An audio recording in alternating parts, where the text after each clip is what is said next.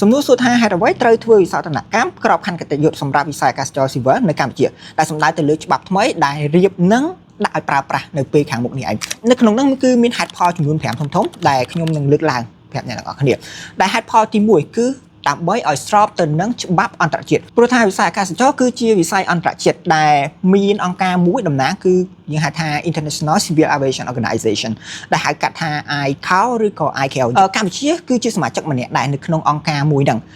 ចាប់តាំងពីថ្ងៃទី19មករា1956យើងបានចូលជាសមាជិកតាំងពីពេលហ្នឹងមកហើយមកដល់បច្ចុប្បន្ននេះឯងអញ្ចឹងយើងត្រូវតែទាមទារឲ្យមានច្បាប់មួយដែលស្របទៅនឹងច្បាប់អន្តរជាតិអញ្ចឹងបើសិនបើកម្ពុជាអត់ធ្វើវិសោធនកម្មច្បាប់នឹងឲ្យទំនើបទេធ្វើឲ្យអង្គការ ICAO គាត់ពំមានមកប្រទេសកម្ពុជាឬក៏ពាក្យបច្ចេកទេសគេហៅថា grade down ដែលថាកម្ពុជាគឺអត់មានសុវត្ថិភាពក្នុងការធ្វើចរាចរណ៍ដែនអាកាសអញ្ចឹងធ្វើឲ្យយើងពិបាកក្នុងការពង្រីកវិសាលភាពរបស់យើងជាមួយនឹងបណ្ដាប្រទេសដទៃទៀតឯងនេះជាចំណុចទី1ឥឡូវយើងចូលដល់ចំណុចទី2វិញគឺដើម្បីឆ្លើយតបទៅនឹងបច្ចេកវិទ្យាថ្មីអ្នកនរគ្នាត្រូវ back ទៅវិញបន្តិចអូខេសម័យកាល 1.0 គឺជា agriculture technology ចំណែកឯ 2.0 គឺជា industrial technology ចំណែក 3.0 គឺជា digital technology ហើយពី2010មកដល់ឥឡូវគឺ 4.0 ដែលគេហៅថា artificial intelligence ឬក៏ AI នឹងឯងសម័យហ្នឹងហើយ yes សំខាន់ផងកន្លែងនេះថាបញ្ហាnot មានសំខាន់នេះច្បាប់របស់យើងដែលកំពុងតែអនុវត្តពេលបច្ចុប្បន្ននេះគឺថាបានអនុម័តប្រើប្រាស់ពី2008មកក្រោយសម័យការបច្ចេកវិទ្យា 4.0 រយៈពេល2ឆ្នាំអញ្ចឹងយើងប្រើ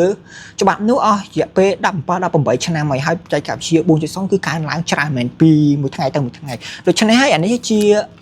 បញ្ហាដែលយើងត្រូវតែ upgrade ច្បាប់របស់យើងអញ្ចឹងច្បាប់ថ្មីដែលស្ដីអំពីបច្ចេកវិទ្យាថ្មីនេះគឺវាមានដូចជាឧទាហរណ៍ណាគឺមាន drone តាក់ទងនឹង e-ticket តាក់ទង digital ATC satellite navigation and AI ឬក៏ automation ឯង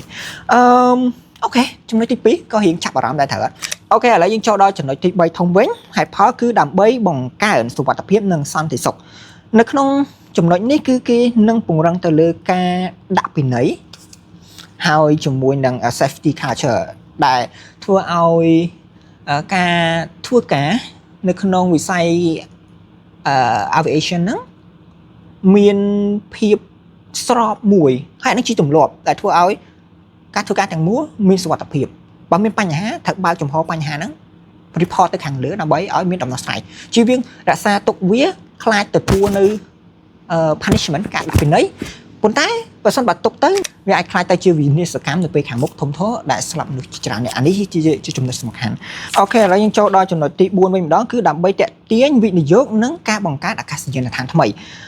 បច្ចុប្បន្នយើងមានអាកាសយានដ្ឋានអន្តរជាតិចំនួន4ដែលមានអាកាសយានដ្ឋានលេជោ International Airport KTI សៀមរាបអង្គរ International Airport ហើយ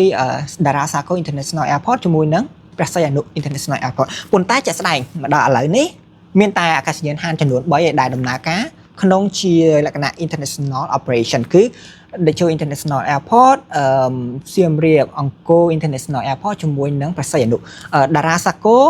ធ្វើឲ្យបាត់ជា international airport ប៉ុន្តែឥឡូវអត់ទាន់ fully operation នេះព្រោះអត់ទាន់បំពាក់ទៅលើប្រព័ន្ធផ្សេងៗទៀតដើម្បីឲ្យគ្រប់គ្រាន់ក្នុងការដំណើរការអញ្ចឹងបោះមកចំណុចទី4របស់យើងវិញដើម្បីអាចតាក់ទាញវិនិយោគនិងការបង្កើតទៅជាអាកាសយានដ្ឋានបានណាអ្វីដែលវិនិយោគិននិងអន្តរជាតិគេមើលគឺគេមើលទៅលើច្បាប់របស់យើងតែច្បាប់របស់យើងហ្នឹងទំនើបហើយបើសិនបើច្បាប់របស់យើងទំនើបមានន័យថាវាស្មើនឹងពាក្យថាទំនុកចិត្តហើយកាលណាគេទំនុកចិត្តហើយប្រកាសណាស់វានាំឲ្យមានការវិនិយោគចំណែកចំណុចទី5ចុងក្រោយគឺដើម្បីពង្រឹងអធិបតេយ្យភាពអាកាសរបស់យើងនឹងឯងគឺគេហៅ air sovereignty ច្បាប់ថ្មីអាចនិយាយថាវាជាការកំណត់ឲ្យជាលិលាអក្សរហ្មងនៅក្នុងច្បាប់រដ្ឋរបស់យើងថាតើណាគេអាចហោះរំលងឬក៏ហោះនៅលើដែនអធិបតេយ្យភាពរបស់កម្ពុជាបានជាក់ស្ដែងដូចបញ្ហាព្រំដែនថានៅពេលដែលមានយន្តហោះបរទេសគាត់បានហោះចូលមកយើងតើយើងត្រូវធ្វើមិនជាក់ស្ដែងវារំលោភអធិបតេយ្យភាពរបស់យើងហើយយើងត្រូវមានសិទ្ធិការពារប៉ុន្តែចឹងនិយាយមកផ្នែកទៀតនៅក្នុងផ្នែកច្បាប់ឬក៏ការដែលអាចធ្វើនីតិវិធីសម្រាប់ប្តឹងបន្ត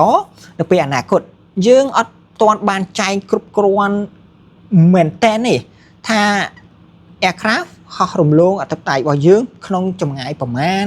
គីឡូរយៈពេលប្រមាណទាំងអស់នេះវាអត់មានលាយអក្សរអញ្ចឹងប្រសិនបើនៅពេលខាងមុខយើងចង់ប្តឹងបន្តទៅអន្តរជាតិយើងអត់មានអាហ្នឹងឯងប៉ុន្តែប្រសិនបើយើងមានចងគ្រប់គ្រាន់គ្រប់លក្ខខណ្ឌអញ្ចឹងយើងមានលាយលក្ខណៈច្បាប់រដ្ឋគឺបានកំណត់ឲ្យថាទម្រង់បែបនេះទៅផុតដែនក្រហមនៃច្បាប់ប្រទេសកម្ពុជាឯនេះហើយគឺជាចំណុចសំខាន់អ្នកទាំងអស់គ្នាបានស្ដាប់ហើយពីហេតុផលធំចំនួន5ដែលស្ដីអំពីនាំឲ្យធ្វើវិសោធនកម្មច្បាប់អាកាសចរស៊ីវិលកម្ពុជាអញ្ចឹងឥឡូវនេះដល់ចំណុចចុងក្រោយខ្ញុំនឹងធ្វើការថ្លែងបន្តិចហើយសូមស្មងស្មាតការធ្វើវិសោធនកម្មច្បាប់ថ្មីស្ដីអំពីអាកាសចរស៊ីវិលរបស់ប្រទេសកម្ពុជាគឺមិនមែនគ្រាន់តែជាការបដូរអក្សរនៅលើกระดาษទេប៉ុន្តែគឺជាការបដូរគ្រឹះនៃសុវត្ថិភាពសន្តិសុខសេដ្ឋកិច្ចស្តង់ដារអន្តរជាតិនិងបច្ចេកវិទ្យានាពេលអនាគតជួបខ្ញុំនៅវីដេអូក្រោយពី Sky Talk